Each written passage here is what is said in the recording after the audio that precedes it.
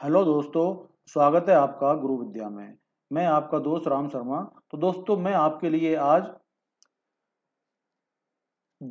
GK एवं current affairs में economic series का पार्ट थर्ड लेके आया हूं, जिसमें हम आपके लिए बहुत ही सिलेक्टेड क्वेश्चन लेके आए हैं दोस्तों। इसमें हमने आपको 20 क्वेश्चन का बंच तैयार किया है और ये बहुत ही महत्वपूर्ण प्रश्न है दोस्तों, इसलिए वीडियो को आप पूरा देखिएगा और साथ साथ अपने दोस्तों को भी शेयर करिएगा। ठीक है दोस्तों, तो आज हम लेते हैं इस वीडियो का प्रथम क्वेश्चन। ठीक है, ओके, नेक्स्ट लेते हैं। दूध के उत्पादन में भारत का विश्व में कौन सा स्थान है? तो दोस्तों, दूध के उत्पादन में भारत का कौन सा स्थान है? दूध के उत्पादन में दोस्तों भारत का प्रथम स्थान है। कौन सा है? प्रथम स्थान है दोस्तों। ठीक है ना, पहला स्थान। समझ गए ना? ओके, नेक्स्ट चलते हैं। भारत की राष्ट्रीय आय किसके द्वारा अनुमानित होती है? तो दोस्तों, मैंने मल्टीपल चॉइस क्वेश्चन क्यों नहीं लिए हैं? मल्टीपल चॉइस क्वेश्चन में दोस्तों हमारे सामने सारे ऑप्शन सामने होते हैं, तो उसमें हम लोग थोड़ा सा इजी देख पाते हैं, लेकिन इसके वहां तो हम देख ही पाते हैं दोस्तों, लेकिन इसमें हमने आपके सामने क्वेश्चन रखा है, केवल आंसर नहीं रखा है ना? तो इससे आपकी थोड़ी जो आपने लर्न किए हैं क्वेश्चन, जो आपकी तैयारी है, उसको और ज्यादा जज कर सकते हैं हम लोग, जिससे हम आपके सामने आंसर नहीं रखा है तो आप खुद इसका आंसर खोज सकते हैं, देख सकते हैं, सोच सकते हैं, और फिर हम आपको क्वेश्चन बताते हैं, आंसर बताते हैं, तो आपको समझ में आता है भाई आपकी तैयारी कितनी है दोस्तों। ठीक है ना? तो कुछ वीडियो हमने इस प्रकार के भी तैयार किए हैं, जिससे आपको अपने आप को जज करने में ज्यादा अच्छी सुविधा रहेगी दोस्तों। ठीक है ना? तो ये मैंने प्रश्न दिया आपको, भारत की राष्ट्रीय आय किसके द्वारा अनुमानित होती है? तो दोस्तों, आपको अगर मालूम है तो आपने दिमाग में ये देखो कि आप कौन सा आंसर सही है इसका। ठीक है ना? अब मैं आपको इसका आंसर बताता हूं। यह है दोस्तों केंद्रीय सांख्यिकीय संगठन द्वारा। किसके द्वारा होती है दोस्तों? केंद्रीय सांख्यिकीय संगठन द्वारा। भारत की राष्ट्रीय आय जो अनुमानित होती है वो केंद्रीय सांख्यिकीय संगठन द्वारा होती है दोस्तों। ये एक डिपार्टमेंट है जो केवल यही कार्य करता है दोस्तों। ठीक है ना? ओके, नेक्स्ट लेते हैं। प्लास्टिक मनी क्या है? तो दोस्तों, प्लास्टिक मनी के बारे में लगभग सभी लोग जानते हैं आप, क्योंकि अब तो बहुत ही ज्यादा प्रचलित हो गई है ये प्लास्टिक मनी, और लगभग हर आदमी इसका उपयोग करता है दोस्तों। और इसका धीरे गवर्नमेंट भी इसको ज्यादा से ज्यादा बढ़ावा देने के प्रयास में है कि जैसे ज्यादा से ज्यादा इसका उपयोग हो और करेंसी का उपयोग कम हो दोस्तों। ठीक है ना? तो प्लास्टिक मनी क्या है दोस्तों? प्लास्टिक मनी जो है, जो हम लोग यूज करते हैं दोस्तों, क्रेडिट कार्ड, डेबिट कार्ड, ये सारी प्लास्टिक मनी है दोस्तों। क्या है? Plastic money. क्योंकि हमारे पास में एक्चुअल में करेंसी होती नहीं है, रुपए नहीं होते हैं हमारे पास में, लेकिन हमारे पास में कार्ड होता है और उस कार्ड के द्वारा हम लोग किसी को लेन देन कर सकते हैं दोस्तों। तो यही कहलाती है हमारी प्लास्टिक मनी। तो क्या है ये? Credit card. ठीक है दोस्तों, प्लास्टिक मनी क्या है? Credit card. ओके, नेक्स्ट लेते हैं। केंद्र व राज्य के बीच वित्तीय विवादों के निपटारे हेतु मुख्य एजेंसी कौन सी है? तो दोस्तों, केंद्र व राज्य के बीच में वित्तीय विवादों को, यानी कि लेन देन के विवादों को, यानी कि जो पैसे के लेन देन का विवाद होता है, पैसे का लेन देन का विवाद किस प्रकार का होता है दोस्तों? जैसे कि आप जानते हो कि हमारा जो ये जीएसटी है, तो जीएसटी में दोस्तों सेंट्रल गवर्नमेंट और स्टेट गवर्नमेंट दोनों का हिस्सा होता है, आधा आधा, 50-50, 50% स्टेट गवर्नमेंट का हिस्सा होता है, 50% सेंट्रल गवर्नमेंट का होता है। अब दोस्तों होता क्या है कि ये जीएसटी का सारा जो पैसा है वो सेंट्रल गवर्नमेंट के अकाउंट में जाता है, फिर सेंट्रल गवर्नमेंट जो होती है वो अपना हिस्सा काट करके और स्टेट गवर्नमेंट का जो हिस्सा है स्टेट गवर्नमेंट को ट्रांसफर कर देती है। इसी प्रकार से और भी बहुत से टैक्सेस होते हैं, कई चीजें होती हैं, और सेंट्रल गवर्नमेंट को कुछ स्टेट गवर्नमेंट को पैसे देने होते हैं, कुछ लेने होते हैं। तो इस प्रकार के कुछ डिस्प्यूट हो जाते हैं दोनों में, तो उनका जो विवादों का जो निपटारा करने वाली एजेंसी है वो कौन सी है दोस्तों? तो दोस्तों वो है हमारी वित्त आयोग। कौन सी है? वित्त आयोग जो है वो इसी काम को करता है दोस्तों कि सेंट्रल गवर्नमेंट और स्टेट गवर्नमेंट के बीच में किसी प्रकार का कोई लेन देन का विवाद होता है, वित्तीय जो विवाद होते हैं उनका निपटारा वित्त आयोग करता है, और उनकी देखरेख वित्त आयोग ही करता है दोस्तों। ठीक है ना? तो ये हमारा सही उत्तर है, वित्त आयोग। समझ गए ना? ओके, नेक्स्ट लेते हैं। मुद्रा के अवमूल्यन का क्या अर्थ है? अवमूल्यन यानी कि मुद्रा के अवमूल्यन का मतलब हुआ दोस्तों मुद्रा की कीमत कम होना। ठीक है दोस्तों, मुद्रा की और दूसरी मुद्रा की अपेक्षा, यानी कि हम किसी दूसरी मुद्रा के साथ में हम कंपेयर करते हैं तो उसके अपेक्षा हमारी मुद्रा का अगर मूल्य कम हुआ है तो उसको हम अवमूल्यन कहते हैं। तो दोस्तों इसका सही उत्तर है अन्य मुद्रा की तुलना में देशी मुद्रा के मूल्य में कमी होना। क्या है दोस्तों? दूसरी मुद्रा की तुलना में अपनी देशी मुद्रा की मूल्य की कमी होना ही अवमूल्यन है दोस्तों, ठीक है ना? ओके, अन्य मुद्राओं की तुलना में देशी मुद्रा के मूल्य में कमी होना, ठीक है दोस्तों। ओके, नेक्स्ट लेते हैं। राष्ट्रीय ग्रामीण विकास संस्थान कहाँ है? तो दोस्तों राष्ट्रीय ग्रामीण विकास यानी कि जो अपना नेशनल जो डेवलपमेंट संस्थान है, मतलब कि ग्रामीण विकास संस्थान, ठीक है ना, रूरल डेवलपमेंट जो संस्थान है वो कहां पर है? तो दोस्तों ये है अपना हैदराबाद में। कहां पर है? हैदराबाद में है दोस्तों, ये इसका सही उत्तर है हैदराबाद, ठीक है ना। ओके, बंद अर्थव्यवस्था का क्या अर्थ है? यानी कि क्लोज इकोनॉमी, ठीक है दोस्तों। तो इसका मतलब क्या होता है? तो दोस्तों इसमें बंद अर्थव्यवस्था का मतलब होता है दोस्तों कि हमारी देश से किसी दूसरे देशों में निर्यात का बंद होना, यानी कि निर्यात का बंद होना। आयात तो हम लोग कर लेते कभी बाई चांस, लेकिन निर्यात ना होगा तो दोस्तों निर्यात नहीं होगा तो हमारे पास में दूसरे देशों की करेंसी हमारे पास में आ ही नहीं पाएगी, आयात निर्यात नहीं होगा, तो उसी को हम लोग बंद अर्थव्यवस्था मान के चलते हैं दोस्तों। समझ गए ना? आयात निर्यात की अनुपस्थिति क्या होता है दोस्तों? आयात निर्यात की अनुपस्थिति जो होती है उसी को हम लोग क्लोज्ड इकोनॉमी कहते हैं। उससे क्या होता है दोस्तों? आयात निर्यात की अनुपस्थिति होता क्या है कि हमारे पास में दूसरे देश की ना मुद्रा आएगी, ना ही उसके कुछ वस्तु आएंगी हमारे पास में, ना ही हम उसको दे पाएंगे, तो कुछ भी नहीं हो पाता, उसको हम क्लोज इकोनॉमी कहते हैं दोस्तों, ठीक है ना।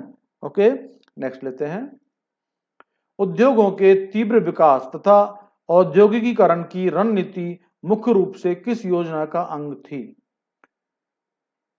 ठीक है दोस्तों, यानी कि उद्योगों के तीव्र विकास तथा औद्योगिकीकरण की रणनीति मुख्य रूप से किस योजना, एक्चुअली होता है क्या दोस्तों, गवर्नमेंट समय समय पर योजनाएं बनाती रहती है कि आज अब की कभी किसी चीज का डेवलपमेंट करने के लिए बनाती है, कभी कोई किसी डिपार्टमेंट को उठाने के लिए, कभी किसी विभाग को उठाने के लिए, कभी किसी चीज को उठाने के लिए अलग अलग योजनाएं बनाती रहती है दोस्तों। तो इसमें भी औद्योगिकरण की रणनीति को उठाने के लिए यानी कि डेवलप करने के लिए एक योजना बनाई गई थी दोस्तों। तो वो कौन सी योजना थी दोस्तों? तो दोस्तों वो थी द्वितीय योजना। कौन सी थी दोस्तों? द्वितीय योजना जो थी वो इसी कारण काम के लिए थी, उद्योगों के तीव्र विकास के लिए ही ये द्वितीय योजना बनाई गई थी दोस्तों, ठीक है ना। ओके, नेक्स्ट लेते हैं। इंडिया इंफ्रास्ट्रक्चर रिपोर्ट किस समिति द्वारा प्रस्तुत की गई थी? इंडिया इंफ्रास्ट्रक्चर रिपोर्ट किसके द्वारा सबमिट की गई थी दोस्तों? तो दोस्तों एक्चुअली मैंने आपको पहले भी बताया था कि सेंट्रल गवर्नमेंट हो या स्टेट गवर्नमेंट हो, सभी गवर्नमेंट्स किसी पर्टिकुलर कोई रिसर्च के लिए या कोई उसकी खोज के लिए या उसके ऊपर कोई योजना बनाने के लिए अलग अलग समिति बना करके प्रस्तुत करती है, और उस समिति में कोई 2 4 5 मेंबर बनाती है और उनको एक कार्य सौंपती है, भाई आपका फला फला कार्य है और इसकी रिपोर्ट हमको सौंपो। तो उसी प्रकार से इंडिया इंफ्रास्ट्रक्चर रिपोर्ट किस समिति द्वारा प्रस्तुत की गई थी? तो दोस्तों ये थी राकेश मोहन समिति द्वारा। कौन सी थी दोस्तों? राकेश मोहन समिति के द्वारा ये रिपोर्ट प्रस्तुत की गई थी। किसके द्वारा? राकेश मोहन, ठीक है ना। ओके, नेक्स्ट लेते हैं। ऐसा कर जिसका उल्लेख भारतीय संविधान में नहीं है लेकिन उस कर को लगाने एवं वसूल करने का अधिकार किसको है? यानी कि ऐसा कोई कर हो जिसका उल्लेख भारतीय संविधान में नहीं हो लेकिन उस प्रकार के कोई कर को लगाने का या वसूल करने का अधिकार किसको होता है दोस्तों? ठीक है ना।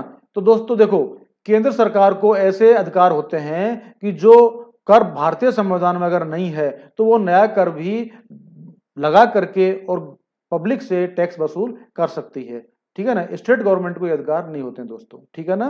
तो ये केंद्र सरकार को अधिकार होता है दोस्तों, ठीक है। ओके, नेक्स्ट लेते हैं। अंतरराष्ट्रीय व्यापार का प्रमुख प्रहरी माना जाता है। अंतरराष्ट्रीय व्यापार का प्रमुख प्रहरी किसको माना जाता है दोस्तों? तो दोस्तों इसका सही उत्तर अगर आपको पता है तो देखो सोचो, बहुत ही इंपॉर्टेंट क्वेश्चन है और इंटरनेशनल क्वेश्चन है। ऐसे क्वेश्चन ज्यादातर एग्जाम में पूछ ले जाते हैं दोस्तों। ठीक है ना। क्या है ये? अंतरराष्ट्रीय व्यापार का प्रमुख प्रहरी। तो दोस्तों देखो, अंतरराष्ट्रीय है इसलिए ये पूरे विश्व का है, विश्व का व्यापार है। तो दोस्तों ये हुआ विश्व व्यापार संगठन। क्या हुआ?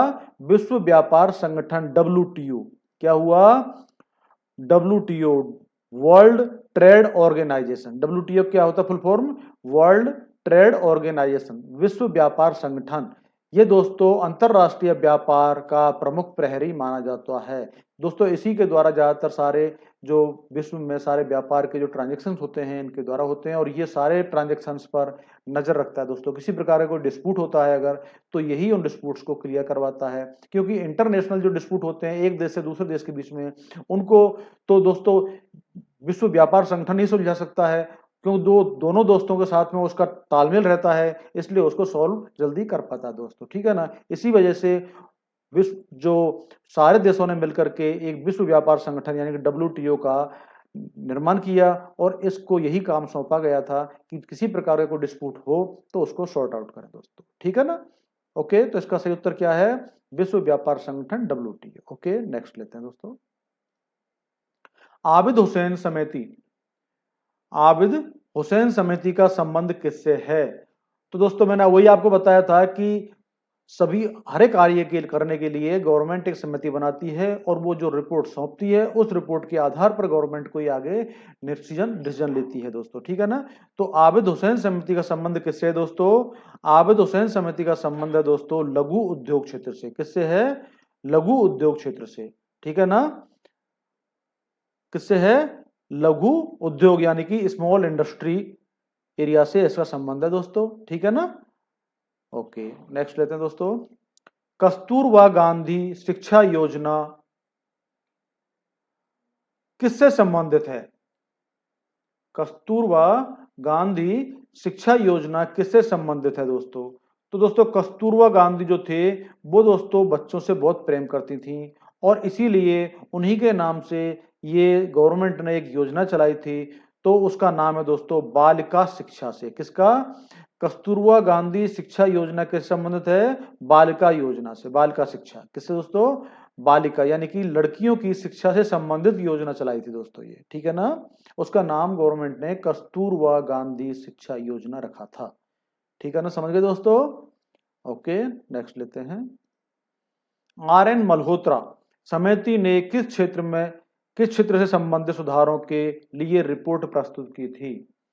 तो दोस्तों RN मल्होत्रा ने किससे संबंधित, यानी कि ये भी एक समिति है दोस्तों, है ना।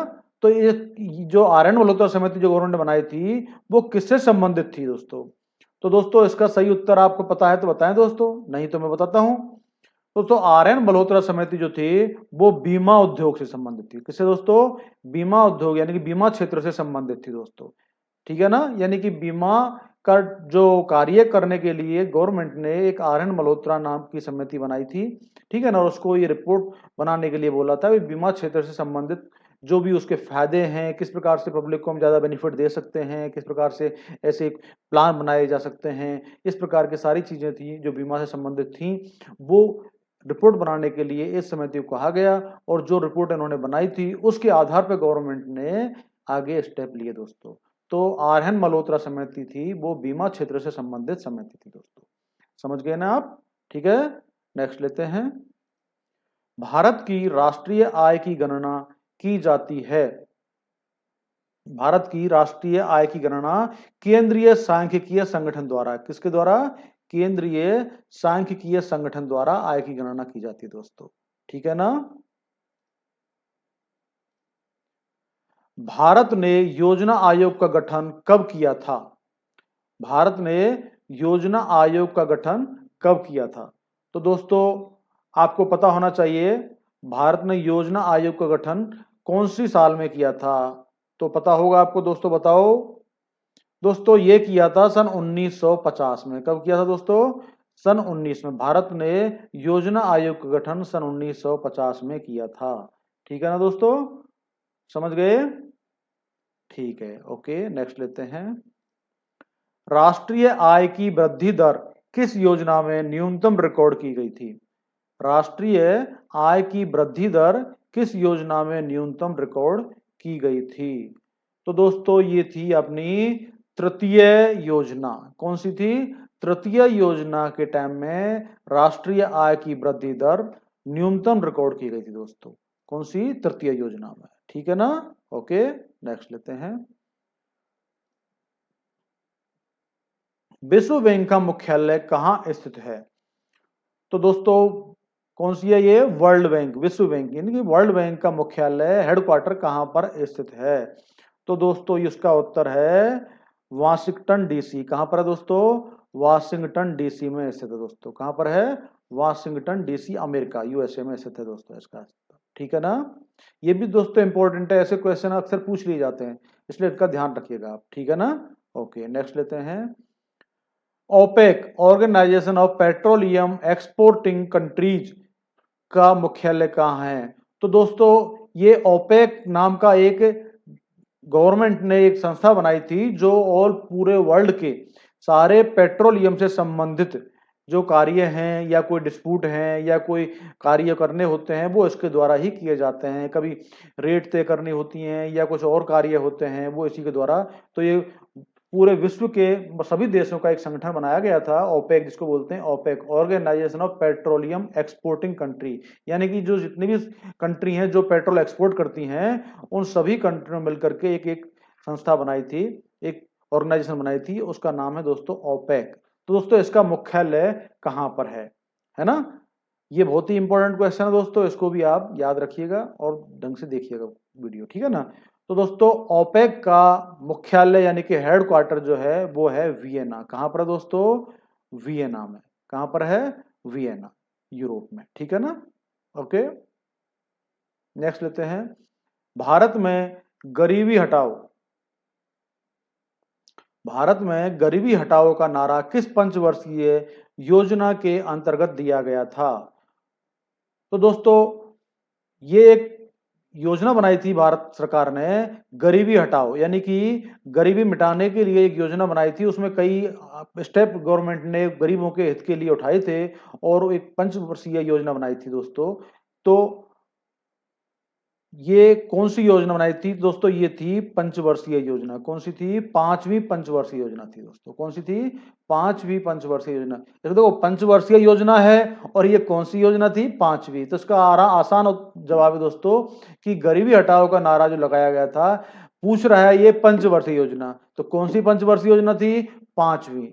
ठीक है ना? ये याद रखना है आपको, गरीबी हटाओ का नारा कौन सी पंचवर्षीय योजना के अंतर्गत दिया गया था? पांचवी पंचवर्षीय योजना के अंतर्गत दिया गया था दोस्तों। ठीक है ना? तो दोस्तों ये हमारा आज के सभी क्वेश्चन कंप्लीट हो चुके हैं। और अगर दोस्तों आपको ये वीडियो पसंद आया हो तो दोस्तों इसको लाइक करिएगा, और जिन दोस्तों ने अभी तक इस चैनल को सब्सक्राइब नहीं किया है वो सभी सब्सक्राइब करते हैं दोस्तों, जिससे आपको समय पर इनका नोटिफिकेशन, हमारे नए नए वीडियो का नोटिफिकेशन मिलता रहेगा। और आप अपने दोस्तों के लिए इसको शेयर कर दें जिससे उनको भी सबका इसका फायदा मिल सकेगा दोस्तों। ठीक है ना? तो दोस्तों मिलते हैं हम लोग नेक्स्ट वीडियो में, तब तक के लिए नमस्कार दोस्तों। ओके।